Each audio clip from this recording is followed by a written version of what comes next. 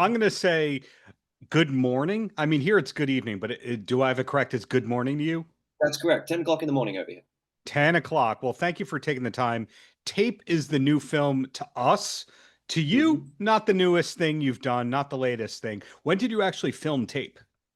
We filmed it maybe 3 years ago. I'm not 100% sure, but it was like quite a while ago. But I've been refreshing a lot of stuff, so I'll make it sound as fresh as I can. Well, that sounds good. How did you wind up in this particular role? In other words, Um, like, was it a traditional casting situation, or did someone go, "Hey, who's perfect? The guy from the Breakout Brothers movies," that kind of a thing? it was actually Bishan. He actually hunted me down for this one, and he really was looking for the right person to do it. And luckily, because like I'm known in the industry for not being particularly good at Cantonese, and I have to do a lot of homework as a result. So I have to do like lots of translations, a lot of work, and I don't mind doing the hard yards. Not that I'm the best at acting or speaking Cantonese, but he saw this and knew that this role really required a lot of work, and they had already selected Selena and Kenny because they're quite famous here in Hong Kong, Sure. and I was kind of like the missing piece in that triage sort of thing. So I was very lucky to have him select me for that. So it wasn't a traditional get in the room No, no, no. audition nerve-wracking thing. They kind of saw you and you know which role you'd be perfect for. That happened. I think I don't actually remember how he found me, but he called me up and we had a lot of Zoom because it was COVID during the time. I had many Zoom meetings with him, and he Yeah. said, "Look, this role's right for you.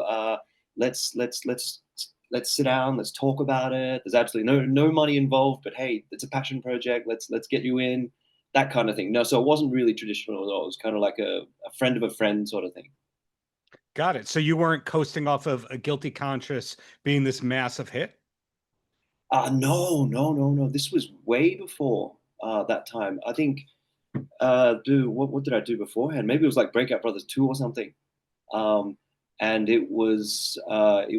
had a lot of I had some work, but Mhm. it wasn't like oh, we saw this, so we want to try this. I was relatively unknown, and he I'm pretty sure he just selected me because there was a lot of work involved, and I'm someone that wouldn't mind to put in the hard yards, which I love the experience. Well, it's a fascinating career that you have going on where it's been almost 10 years since your first TV role, which kind of jump-started everything, and you had normal jobs and you struggled and all that. When did you kind of feel like, hey, this is going to be a career as an actor? Very very late into it. I started off as a model, and that was really because I studied object design and interior design, and wanted to get some. That's originally where I wanted to get work, but Mhm. coming back to Hong Kong, it was actually really hard to get that type of work. And out of like maybe a period of a year or two of no work, my friend kind of said, "Hey, why don't you try modeling?" And I hated the idea at the beginning because like the idea of wearing a banana hammock up on stage really freaked me out. I'd watched too much Zoolander Yeah. to ever want to be a model. But anyway, I started doing it and I thought, oh, okay, it actually pays okay. I wasn't wearing underwear, by the way. I was I was just helping sell a bank. And Sure. after I got into that, I thought, hey, maybe this is all right. I kind of like doing this work for the amount of hours I put in. The pay's okay. Of course, you don't work every single day. And I thought of doing it a little bit more seriously. Taking up some acting classes, doing learning from other sihing, we call them, like previous people, masters, or that sort of people here in Hong Yeah. Kong. So they kind of said, yeah, yeah, give it a try. With your looks. I mean, your acting is so, but at least some you could look at you, that sort of thing. They can get quite real here. And one thing led to another, and I got into my company now, Mandarin Motion Pictures, which he's Wang Makes in town.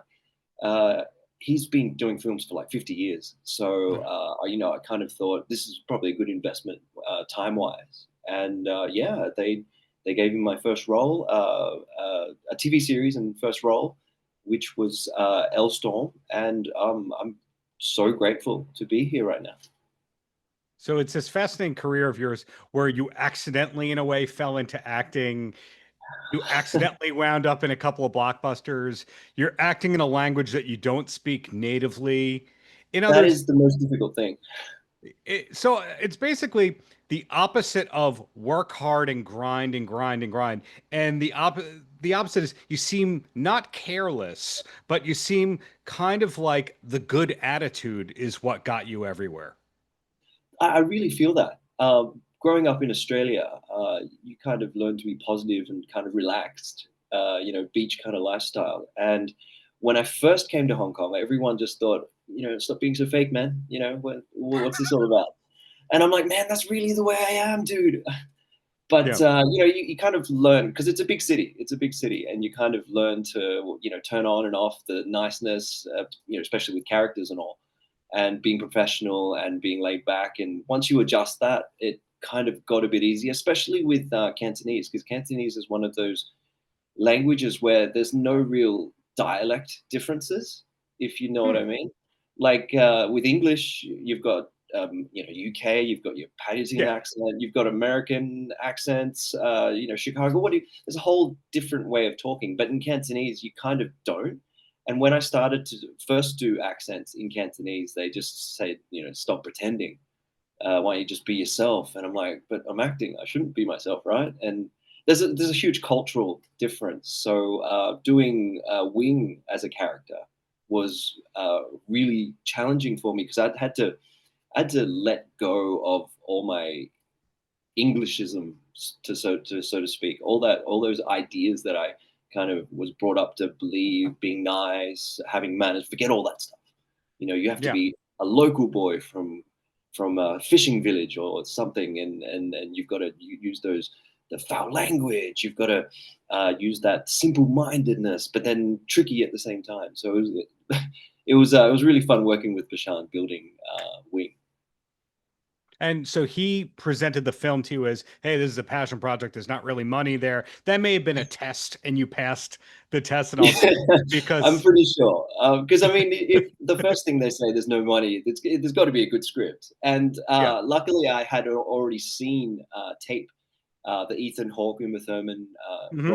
Robert Strawn, Leonard. That was a really really good film for me back then. It wasn't a film advertised to me, like it wasn't on trend at the time. I was just going through Blockbuster Hmm. and I hadn't seen that. What's this? It's got Uma Thurman. I think by the time I'd seen Pulp Fiction or Kill Bill, maybe not Kill Bill, just Pulp Fiction, and I just thought, oh well, it's interesting. Let's go see it. And then when I watched it, I was like, because I wasn't really into theater back then, and Hmm. I was like, I knew what it was, but I didn't watch a lot of theater, and I was like, whoa, that's just one room, and that's just three people that they really got my interest. I mean, at the time, I didn't see the layers of sexual assault, or I didn't see the Sure. complexness of a director or a druggie, that sort of thing. All I saw was like it was a kind of like a stoner film, the type of stuff that I kind of like to watch. Kind of like Billy Madison, that sort of thing. That was what I Yeah. was really into. And this film kind of had that a little comic. It wasn't a funny film, but it had a comic side to it, and that's kind of what got me watching the film and appreciating it. One room, three actors, changing roles, and it was a very complex thing, but it wasn't boring at all. Wasn't any explosions. There's no bikinis, but it was really really interesting. So a film like Tape is, I shouldn't say film like Tape, exactly Tape, the film is going international. I think the fact that Richard's name is attached to it, it gets a Mhm. lot of audiences that may not have otherwise seen a Cantonese language film. Did you know all along, hey, this is going to be an international film as opposed to just like a Hong Kong hit? Um, Look, I try not to think too far into the future. I kind of had to convince everyone around me that I really wanted to do this film, and I remember at the time I said, "Look, I get an interview, not an interview, but it was an article in the Rolling Stone Mhm. And well, we all know this publication, and I thought, yeah, well, that's kind of a plus for me. At least one or two people might read it over in the US or in the Western world, and I thought, yeah, just give it a try. Didn't know where it would go at all, because it was a very tight shoot. Mhm. 6 days, Oh, 6 nights actually. Yeah, really? I know. It Yeah, it doesn't was. look like that. Well, it feels like an eternity actually. Yeah. How we could do it actually in 6 days. Bishan's he's a very smart director. Mhm. He treated this like a theatrical, like a stage show. So we rehearsed, rehearsed, rehearsed, rehearsed, rehearsed. So because like when the film it when they're shooting it, everything's time, lighting, setting up the camera. So we had to be on the mark. We had to be ready. We had to have the emotions. We had to have that chemistry ready to go, like an instant Sure. noodle thing. Yeah. And because we did countless Zoom meetings, I actually met up with Kenny, got a lot closer to Kenny actually. We met up at his house, or he'd meet up my place, or Selena's would meet up at a coffee or something, and we just talk about the characters, and just run through the lines. And if it wasn't for that, it would have been embarrassing on set. Not knowing. It's not about not knowing the script. It's about um, having it so well orchestrated in your mind that you kind of know, okay, we're going to do, for example, scene A, B, and to me, like the whole film is one scene anyway. It's very complex, and to remember the emotions in the beginning, the middle, and the end, you really have to work on blocking. That's Yeah. what Bishan put into it. There was a lot of blocking. Otherwise, remembering the whole thing, just sitting there talking, talking, talking, is so difficult. But because of the blocking, because of his guidance in how he wanted the whole um, the whole story to unravel, that Yeah. was really really helpful. Well, two more questions for me, and then you're free for me. You ready? All right, bring him on. First one, again, going back to something I said earlier, Tape is a new movie to us, not even Mhm. out for a couple more days. To you, it was a couple of years ago. And IMDb says the upcoming projects are Only Live Twice and Hybrid Storm. Is that correct? Are these working titles? Are there more projects? Please fill me in on the latest and the greatest. For me, there is quite a few projects that I've done that haven't come out yet, and I'm very lucky because well, Hong Kong films aren't as vibrant as it used to be. I mean, not as many productions after COVID. It's been Sure. bit of a storm, but I'm very lucky to still have many roles coming. I'm about to go to China. Just came back from Malaysia. All Cantonese-based films, but the industry's film. It'll always survive. So there is plenty of films coming, action films, and some. I can't get into it, but the technology around here is changing a lot too, and the way films are made are very different. So I'm a really really excited to be a part of all this. So if we keep following you on Instagram, then that's how we'll know what's ready when it's ready. Okay. Indeed, indeed, indeed. Sorry, I have to be so mysterious about the whole thing. No, no. Most interviews you tape as an interviewer, the people Mm. aren't allowed to say because the embargoes haven't lifted and you don't want to mess up the studio or the publicist Indeed, intentions. indeed. Exactly. So, last question I have, random one. I've Mm. read that you have Mongolian roots, if that is Yes, correct online. My wife that is is correct. half Mongolian from this tribe of people from Kalmykia. I'm curious if growing up in Australia, there were any Kalmyks around, or if you knew Kalmyks or Kalmykia, or if this is just a New Jersey, Eastern United States thing. Funnily, in Australia, I hadn't actually met many Aboriginals growing up, for that matter. It's quite an isolated place. So knowing that I was Mongolian, I didn't really mean anything to me. It just meant I had a heritage. It was only when I came back to Hong Kong that yes, I actually know quite a few distant relatives that are actually in America. I don't know the name of the tribes and that all, but there are quite a few. There are actually more American Mongolians than I know Hong Kong or Chinese Mongolians. It's actually that's quite an interesting story. That So no relatives in the band The Hue. No, to no, confirm. no. Well, Shooting in a barrel, but almost, well, Adam, congratulations on tape. Looking forward to those future projects, and very inspiring to see how you've created an original career where you are yourself. There's nobody really doing what you're doing, yet it's mainstream at the same time. Yeah, thank you, Darren.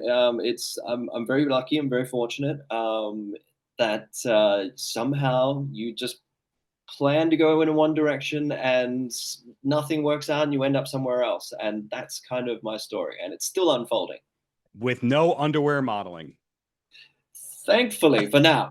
For now, who knows? I might need to do that later. Paltrocast.